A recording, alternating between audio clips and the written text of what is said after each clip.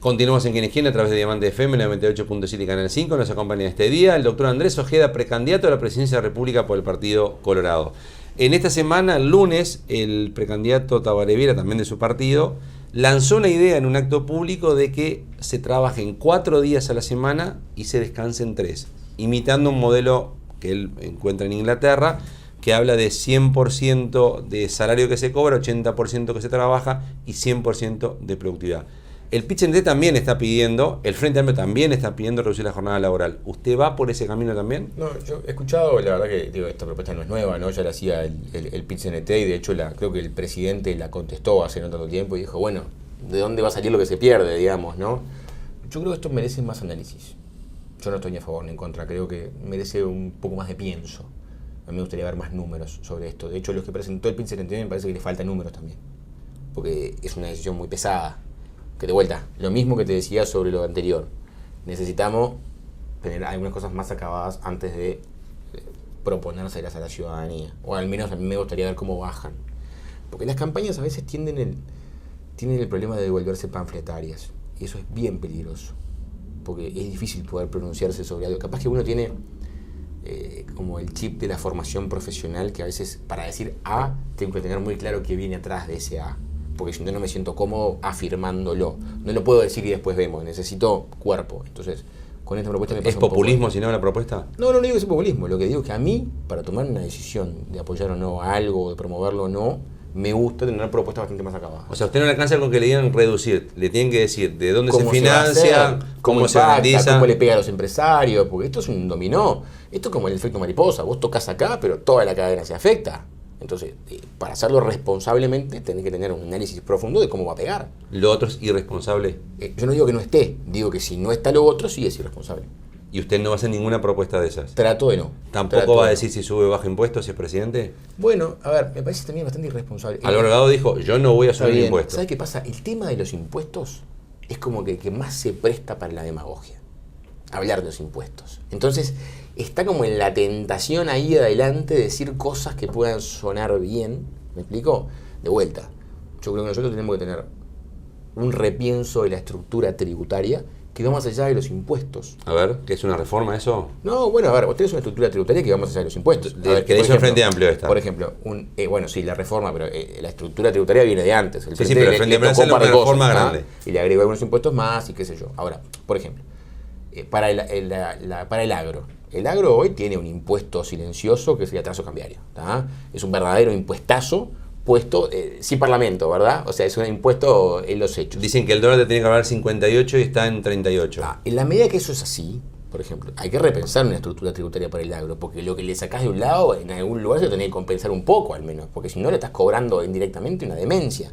Entonces, eso implica de vuelta, dominó. Yo no puedo tocar acá sin ver cómo pegan todos estos demás lados. Y por ejemplo, lo tributario implica, por ejemplo, los aportes patronales, que no son impuestos, pero también pegan. Entonces, en un sistema de agro que hoy tiene, por ejemplo, no puede tener impuestos ciegos, tiene que estar atado a productividad, si no el Estado termina cobrando pase lo que pase. Y esto es una manera también de cómo vos ves la situación tributaria del país. Entonces, cuando vos hablás de decir subo o bajo impuestos, es una simplificación tan grotesca, algo tan complejo, que a mí siempre me suena, es más, diga que lo va a subir, que los va a bajar, o que no sabe lo que, o que no lo puede asegurar, siempre siento que tiene un corte como de demagogia. Pero como idea, usted como presidente, usted se imagina como presidente. Yo creo que el país no resiste más impuestos. O sea, ahí está dando una señal. Entonces, eso es diferente a decir, no los voy a subir de ninguna manera. ¿Entendés? Mañana le pega otra pandemia y tiene que desdecirse. Por ejemplo. ¿Qué le pasó a este gobierno eso? No, este gobierno no subió impuestos, los bajó. Puso un impuesto a los funcionarios públicos para poder financiar. Y después bajó impuestos que no se habían bajado mucho tiempo. O sea, evidentemente ahí hay de todo. ¿No? Hay de todo.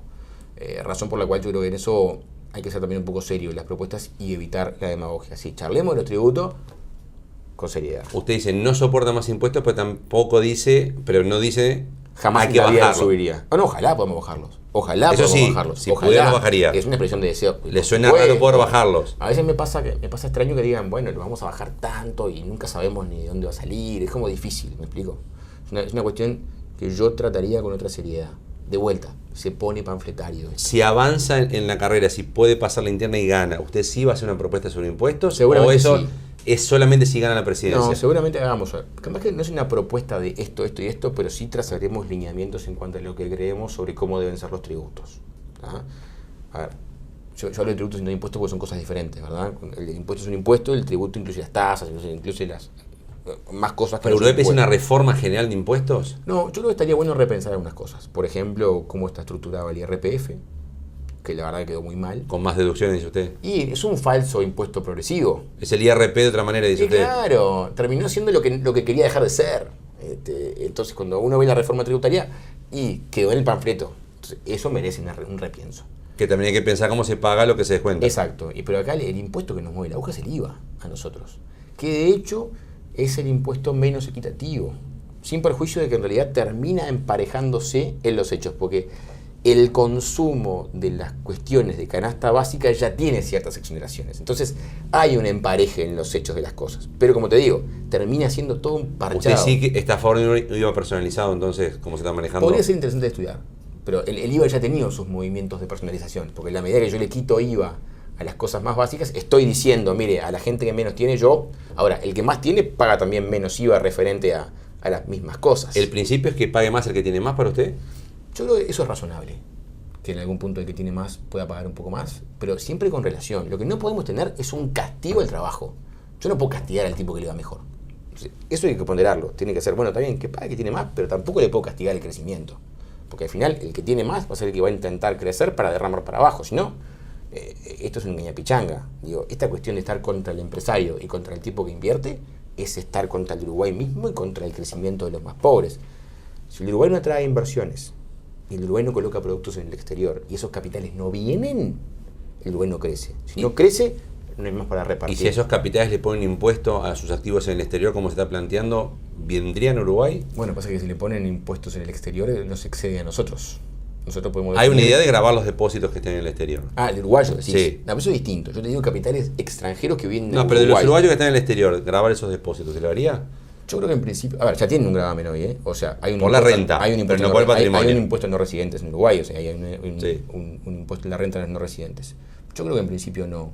Pero de todas formas, creo que deberíamos evaluarlo en el contexto. Que nos falta... A ver, esto vos no lo podés estudiar separado. Porque todo tiene que ver con todo. Si vos movés uno, movés todos los demás. Por eso te digo que a veces tratemos de evitar lo panfletario. Porque en el fondo después lo rascás y todo barniz. Y eso creo que complica una discusión seria de fondo. ¿Le pediría al Banco Central de hoy, aquí en Uruguay, que devalúe para que la tasa de cambio no sea tanto? No, porque el equilibrio es complejo ahí. Porque si bien hoy al sector productivo le pega así, a la gente consumidora de clase media, este dólar le hace muy bien.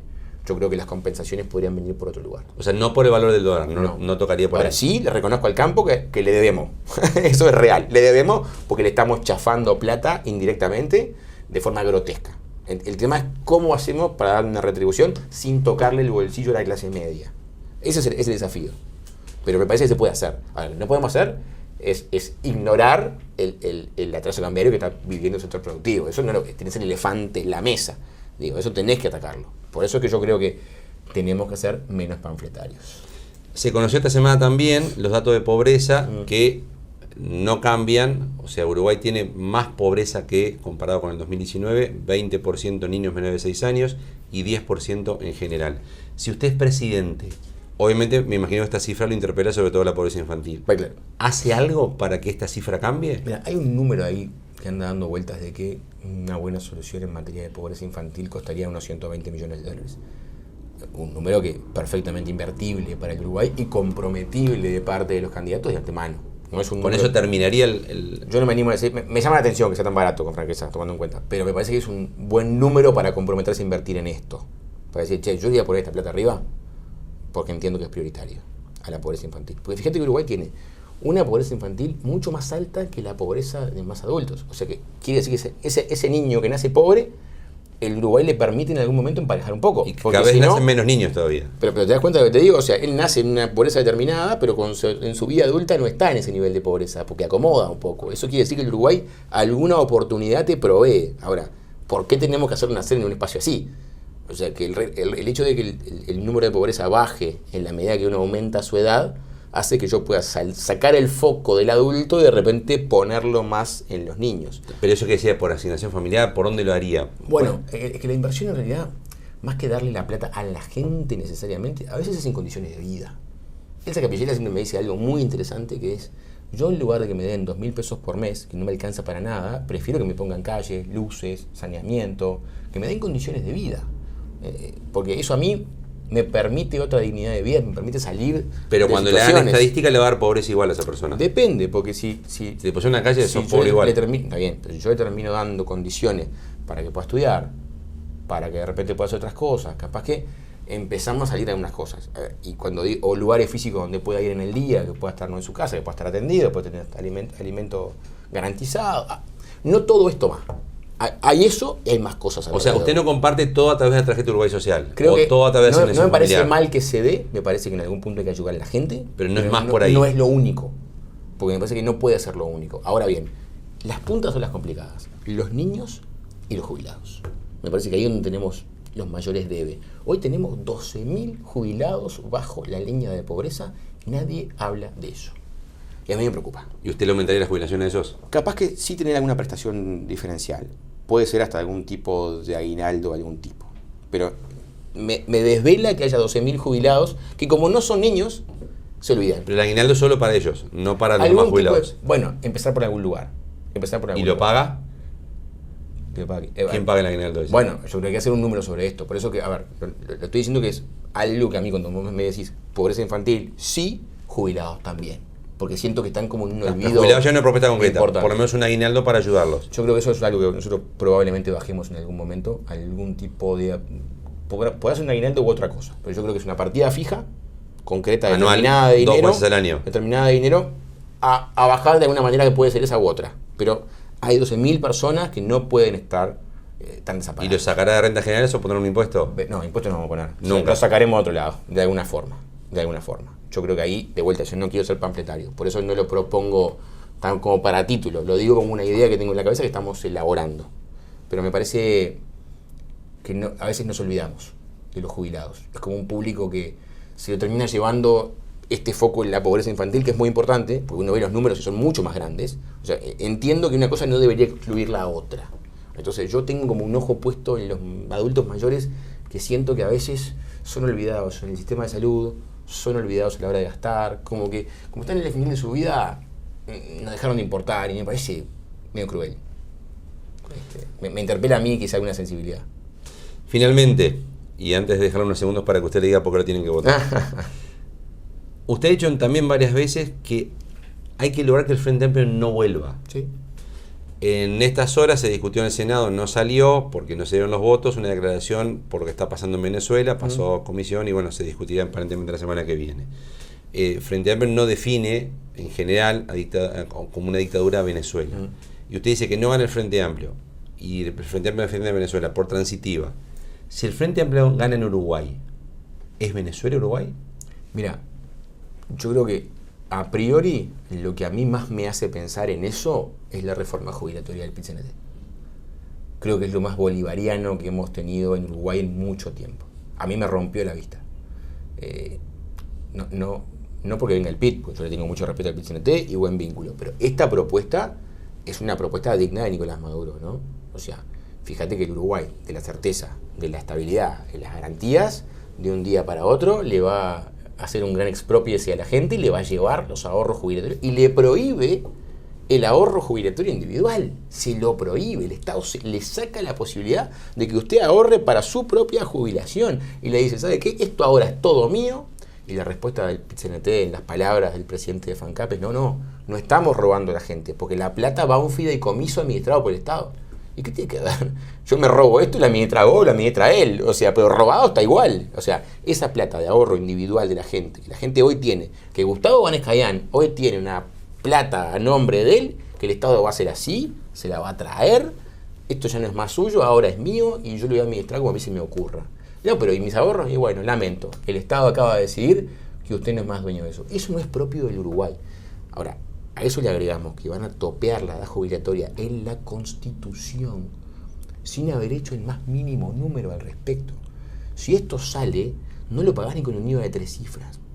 O sea, es como le pusieron una bomba al Uruguay y lo explote. Entonces, yo no sé si esto es desconocimiento, falta de estudio o lisa y llana absoluta irresponsabilidad. Yo lo que me alegro es que el tema no esté instalado, que la gente no lo tenga como un tema de discusión súper serio. Ahora, si llegan a la firma lo tenemos que discutir, porque si esto sale, todo lo que acabamos de discutir, lo que queremos hacer, chao. Vuelvo a la pregunta entonces, si gana el Frente Amplio, ¿es Venezuela o Uruguay? Corre riesgo de, porque en la medida de que... Con todo el combo Venezuela. No, bueno, pero esto que te acabo de decir es buena parte del combo Venezuela. Si el Frente no tiene la capacidad de definirse en contra de esta reforma cuando los principales candidatos... Bueno, Carolina Cose firmó. Entonces, a mí me da mucho miedo eso. Entonces, cuando yo digo, estoy acá sentado para que no vuelva el Frente, estoy acá sentado para que esta reforma no se apruebe de ninguna manera. ¿Y desde el exterior nos mirarían como una dictadura entonces también? No lo sé. Creo que si somos Venezuela. A ver, bueno, implicaría otras cosas, ¿no? Implicaría cosas que el Uruguay creo que hoy no tiene. Por ejemplo, el Uruguay tiene elecciones libres, el Uruguay tiene... ¿Pero correría riesgo todo eso? No lo creo. Pero creo que sacarle a la gente los ahorros de prepo es netamente bolivariano. Y creo que algún partido político que tiene chance real de llegar al gobierno no rechace esto y algunos candidatos lo respalden, es una alarma pesada. Y creo que aparte, lo bueno es que del otro lado, sí, la respuesta es monolítica, ¿no? No a esto. Y de hecho es no a esto nosotros y no a esto todas las pensadoras de economía del país, ¿no? No hay un economista que no haya puesto el grito en el cielo con esto. Y alertado. Yo lo veía el otro día a Ignacio Muncho diciendo, si esto sale, chao todo. Y de hecho no hay uno que me diga lo contrario. Bueno, Gabriel Odone alertó sobre esto y llegó a decir que él hubiese votado favorablemente en la reforma jubilatoria del gobierno. O sea, los que piensan con pienso científico, con cierta moderación y sin fanatismo y sin hinchada, están de este lado. Ahora sí, le quiero dejar, como hacemos con todos los precandidatos, los segundos finales, para que le diga a quienes estuvo escuchando en esta entrevista, acompañando esta entrevista, por qué votar a Andrés Ojeda como presidente de la República. Bueno, yo creo que hoy la política toda, la coalición y bueno, el Partido Colorado reclaman renovación, recambio, frescura, ideas, pasión y empuje. Creo que hoy se debaten dos modelos de país, como decíamos recién, y hoy en junio la coalición de gobierno va a armar su equipo para hacerle frente al Frente Amplio en octubre. La única interna competitiva dentro de la coalición de gobierno hoy es la del Partido Colorado, claramente. Entonces yo creo que la gente hoy tendría que pensar bien a quién va a elegir de jugador colorado en la coalición, y yo quiero ser el jugador colorado de la coalición de gobierno. Así que les pido que nos acompañen sin ningún empacho y me animo a decirles que no se van a arrepentir. Doctor Andrés Ojeda, precandidato a la presidencia de la República por el Partido Colorado, gracias por ser parte de ustedes, muchas gracias. Gracias a ustedes por acompañarnos en un programa más. Les recordamos, como siempre, la principal de emisión de Quién es Quién, jueves 22:30 horas en Canal 5. Dios mediante, entonces, nos encontramos en un próximo Quién es Quién. Gustavo Vanescayán, que le habla de salud, le recuerda que esto ya es historia.